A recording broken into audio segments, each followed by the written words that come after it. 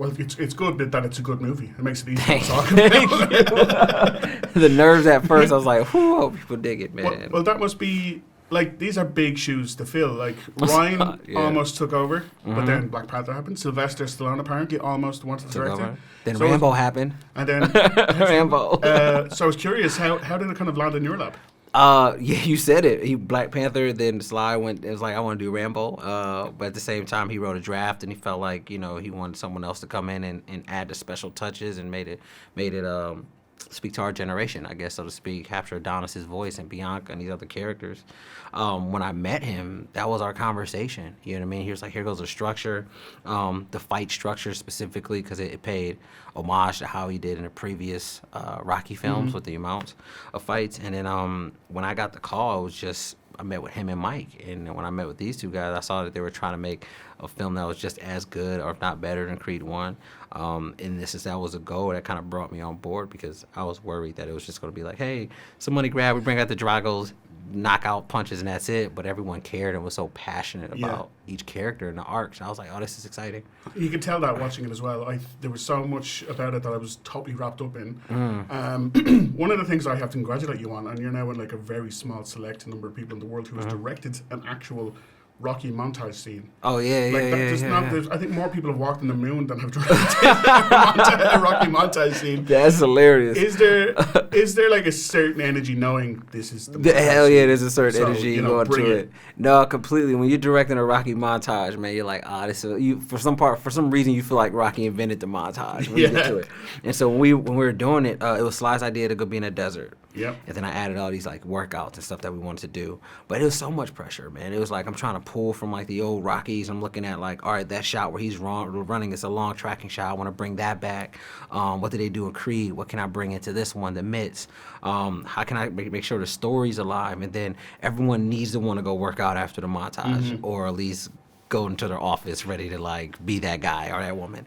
So that was the goal. Was like how big and epic can we make it, and how can Mike get as jacked as he possibly can, and Sly bring that level of intensity with the with the grit obviously in the desert. So yeah, it was a combination of things, man, which I'm hoping people walk away excited about. I think they will. I think the desert one was the desert one was right, yeah. It was fantastic. And it's a little nuggets in the first one too, like the water, underwater stuff. Like I was like, it's small, but it was like it's cool. But it sets you up for like there's a bigger piece, hopefully.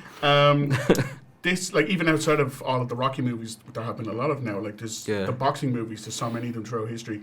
How difficult is it to approach a scene where you're like, this is a boxing scene, how can I make this different from every single boxing scene I've ever seen before? Because visually, that must be tough, because there's a certain not be like, this is how they must look. At a certain point, you're like, I'm going to fall into the same lane as these guys are, because there's only so much you can do in a box, you know what I mean? And so I was just trying to find different ways to place the camera, angles, how to make this guy look huge, how the other guy look small. Eventually, it ended up being based on character, to be totally honest with you, in fights, because I have multiple fights in the film, like 4 or 5 fights. So each one showed a different perspective of where the person was at emotionally. And so when you track that, you're able to say, all right, this one I'm going to do steady cam. It's going to be a little bit more smoother. This one's going to be handheld, aggressive, in your face, like camera shaking, perspective, POV.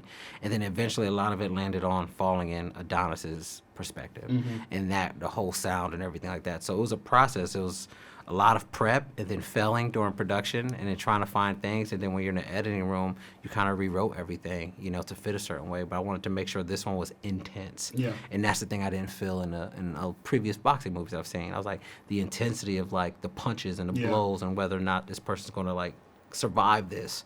I thought that was the route I wanted to take. I think you succeeded. And I love the film. Can't wait to see what you do next. Steven, thank you so much. Oh, appreciate it, brother. Thanks, appreciate it. Thank you.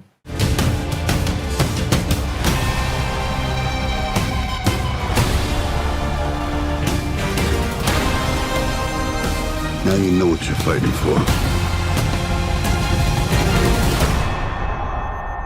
Round after round, you learn more about yourself. And when I stepped in that ring, it wasn't all about me.